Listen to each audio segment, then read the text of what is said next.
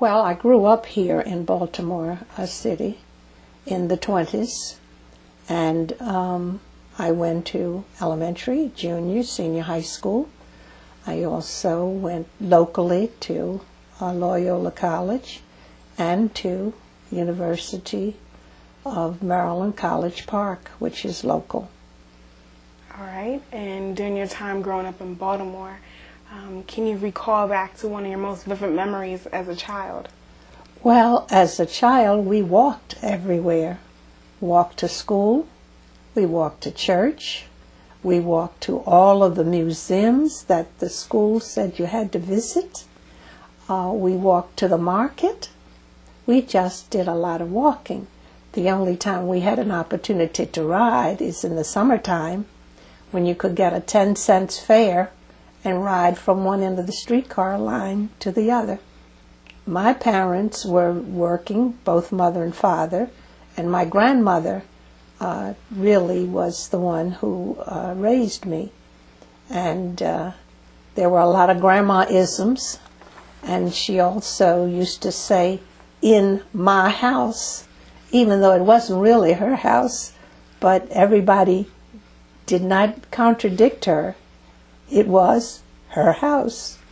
And so we had a lot of good times. But she was very strict, and a number of things that she said did not make sense to me as a child. But now they make a lot of sense. For example,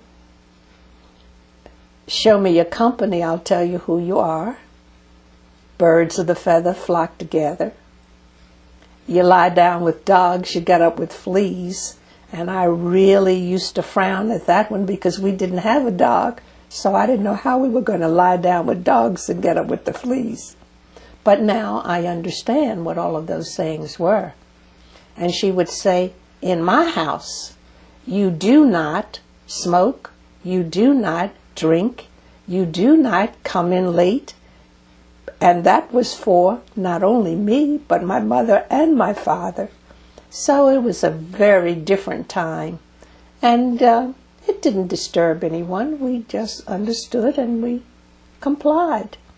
My father did have a few years of college from New Orleans, but my mom didn't even finish the 5th grade.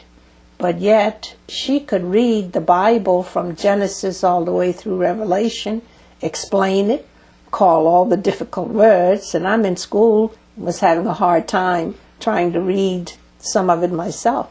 So it was not that they did not know, it was just that she did not have the formal education that my dad had. He was training to be a pharmacist, but he had something to happen to his eyes, and he could not pass the exam, physical exam, for his eyesight. So he just discontinued his studies.